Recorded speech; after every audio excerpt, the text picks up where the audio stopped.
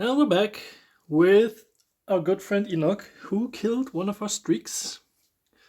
So let's hope this time he behaves. I remember it being pretty close though. So let's see, we're starting to fight against a Chana, huh? And by the looks of it, she didn't buy too much, so I'm content with just going for one piece of poison. A little bit of luck is not wrong. Could go for cleanse and another piece of luck and hope that's enough. And I intend to believe it. Traveler's Head we can't pick, unfortunately, even though I would love to have the fusion right away. Because then we lose. Like, actually, let's do it. Let's get the Hag's Head going early. And probably gonna take an L. Since we're feeding... Oh, she doesn't have the... too much yet. Yeah, mostly if Chana stacks some weapons, they become pretty overpowered early. The Witch's Head is gonna make us pretty immune to Chanas in the future. And captains as well. The captains kind of need to stack debuffs as well. They might have some... Forget that you can craft this these days. You can craft the grave soil. And with that, since we're gonna need it next turn, we might as well get ahead of the curve. Get that going right away. It's not that cash efficient and probably gonna cost us the game because we really need the poison for extra damage. But we might stack our size fast enough to just crush this Mori, and we do. I feel like level 15 is also such a breakpoint for characters to become much stronger. We didn't even need to do it, but still good nonetheless. What I was talking about, oh yeah, it's such a breakpoint, the level 15, since you get the extra bag, and I just think you are able to crush people so much easier when you have more bag space. You can buy items instead of having to buy bags. So most of the time you're just gonna be outscaling them so much faster than they could ever outscale you. And here's our Chana, but we bypassed her. Stacking our stuff is really important. And we're quite a little bit ahead of the curve, I feel like, with this scythe, which I think needs the upper skull next, and then a spider net. When I'm ahead of the curve, I really like to invest into defense and scaling, since a weapon is disproportionately stronger. So the longer we can keep the fight going, the more our big weapon is going to make a difference. While a lot of people will tend to just buy a lot of small weapons in the early game to compensate. And I think this fight just now proved my point. Now well, it's not even a choice really. Like, it's a rat, we don't play rats. The armor thing is quite strong. The healing seed I'm not a fan of. And the blood thing, it just works on its own. Like, even if you can't really activate it early game, it is still gonna carry you in the long run. Let's speed up some stuff and find a spot for this where we at least can trigger it once. I'd already be happy with that. I think we can also flip this. This way we even have two. And if we want to be really serious, we can even do this, which will give us 3 openings. It's a question, do we want to go for the flying broomstick? I actually don't mind. Let's go for a flying broomstick. This Shana's probably gonna beat us. I don't know, but I'm really scared of this blazing rod. It just deals so much damage. I think our Our bleed damage carried us through here. But the Shana Fire build, it's really scary. Let's see. I think we have to do some moving around again. Question now is, do we get a dagger going? Or are we not interested? We have space definitely for the dagger. There's also a question, is it worth it to get the recovery? Or do we want more bleed? I think at the moment we want to burst more and against the Hurricane too, so let's get the dagger. It has almost no cost for us, and it can supply us with some recovery via our bag. Dude has a shield, so I'm very happy I got the dagger, so could do consistent damage. And now the big question is, Jelly Jar is also very interesting. I still need to find a better spot for this thing. Actually, I liked it where it was quite a bit. Maybe we can move some stuff around and activate another slot. Perfect. I'm not gonna buy the Jelly Jar. I'm already low on space. But I'm a very big fan of the Stun Breaker. I feel like the game is updating so fast recently, like so many updates, so many stuff was added. So sometimes I'm still holding on to an item being good, and then I see it got nerfed or it got buffed. So, for example, I recently noticed that probably my favorite item, the pet insurance apple, has been changed. So now it does not provide you with free easy pet insurance anymore. So there's actually no point in buying it anymore, in my opinion. Because I think they nerfed it to like, it slows pets a bit now. Which it might as well do nothing, because the stun was literally the only reason why I would ever get it. We still need Grave Earth. We still need... Yeah, let's get some poison. Why not? Backspace is now our biggest friend, so we can sort our bag a little bit more efficient. The Blood Moon Berry does kind of have a setup around it. So we need the backspace so that we can accommodate it. So let's see, the Unblinking Overwatch used to be one of the strongest items. And I don't think they changed much. I think, oh yeah, they took away 2 slots. Because it was so powerful, they took away 2 star pieces. Which, in my opinion, was very justified. That item was broken as heck. Yeah, let's give some more.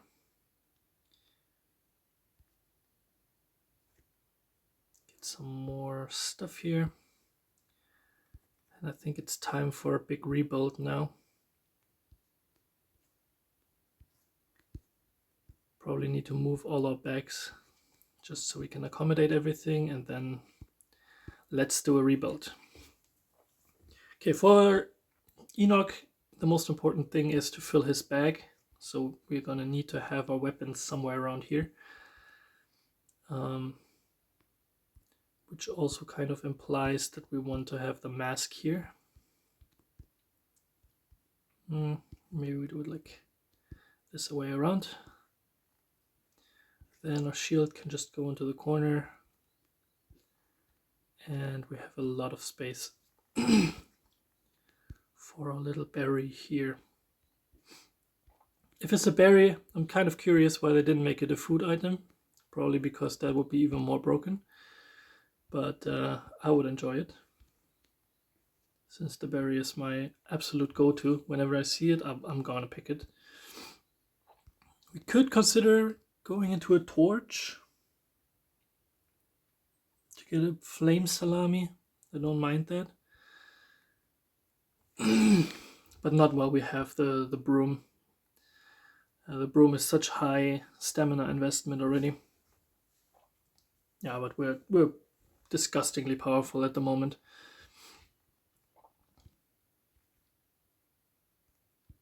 Now I need to ruin my little boner creation here. I am a fan of the trick or treat bucket. We can actually make use of the bag of lost souls.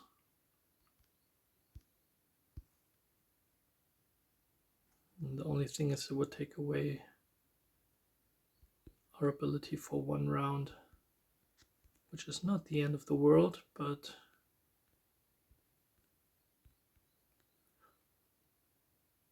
in the long run it could benefit us, so let's get one. Finish our little stamina thing and get the crit back for the future. Trick or treat bucket can be kind of strong, like especially the bucket of nightmares, but it's quite the investment to get. Because you need the cat, which is rare, you need to have the cucumber payout, which is very rare. But yeah, some of the candy, especially like the lollipop, is extremely good. So let's see. I mean, might as well start to collect a little bit of candy, since we have these pumpkins lying around that never really did anything. Yeah, I don't mind the lifesteal. And I also very much don't mind a werewolf paw, which I think is also a kind of underrated item for what it does. Like a little bit of crit chance is always gonna go help you like clutch these rounds that you normally wouldn't want with a lucky crit. And stacking debuffs on opponents is always positive and disruptive to their strategy. So do we get a pumpkin lantern? No, not really interested in that. But let's might as well clear a quest while we're at it. And then might as well get some crit. And while we're here, we could also get a mouse on sale for a little bit of blindness. Do not want to upgrade the trick or treat bucket. Second trick or treat bucket I don't think is necessary. But against the new Neve or Nymphadora, more blind protection is definitely not wrong. I'm seeing quite a few of her. I think they buffed her a little bit too hard with the blindness, and with her bow items she can really crit people out of basically nowhere. So now of course we are absolutely looking for poison. And I would also like to combine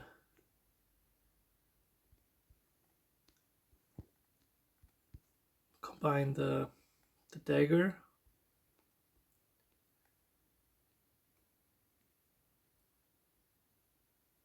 So now the question becomes, I think for 1 round we can actually no, let's keep it in and lock it and look if we can find a cat. I'm definitely gonna buy invincibility. I don't need a mouse. I think this build is quite strong. We don't have space. We need those spaces free for our berry. And now we're just basically we have everything we could ever need. I would definitely like a little bit more cleanse, which I could facilitate by abandoning the broom, which I'm not really sure if that's the correct way to go. I guess it kind of is the correct way to go, because we now have the dagger which can take its place. It's gonna give more stamina to the pieces that we want to get stamina onto. Let's move this a little bit around so that the food bonuses are activated. And since we kicked out a lot of stuff, we might need to replace it with something.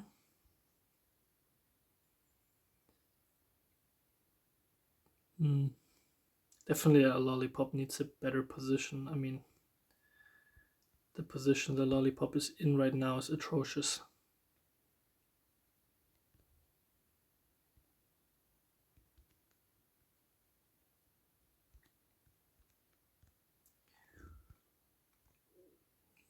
We need this, and this spot we can't use, so this is the only real spot for it, huh?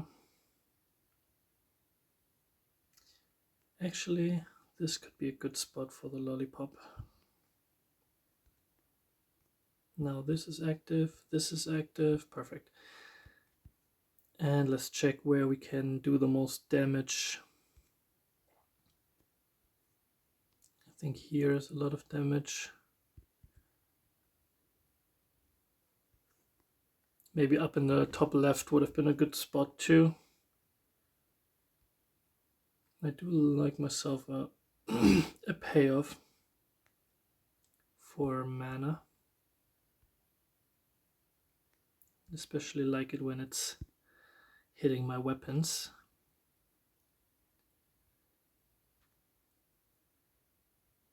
Well, the spider actually doesn't need to be there. Could use it as another piece of action. Oh my god, the sausages become kind of annoying. Maybe it's time to get rid of that too.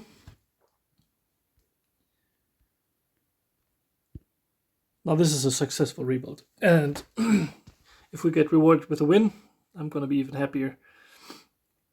Against this big shield man, I'm definitely happy to unlock some more stamina. And we're already at the end boss. And I don't think there's much that can stop us at this point. Especially when we add more high value stuff to our board. Which I think at this point is literally just the only thing that could improve us would be a cat. And I think maybe we can... I like the little bit of strength gain. I really do enjoy a bat as well, though. But there's just no space here. So let's just try and improve our bag. Some last minute. And then even though this is great, get better cleansing and hope we don't face a chainsaw. Oh, it's a burst build, which we're kind of well equipped to take on. We got a shield. Yeah, was not even a challenge. That was a fast one. Pretty good. I think let's look at what did the most damage for us. Of course, it was the Soul Harvester. But the bleed is not to be underestimated. I mean, yeah. Oh, this is our opponent. Yeah, I mean, Enoch is still grossly overpowered, especially when you get the items early. If you get stuck a little bit, then it might become difficult, but I think it's a very strong character. So next time around, we only have 2 left, and apparently it's going to be Sage.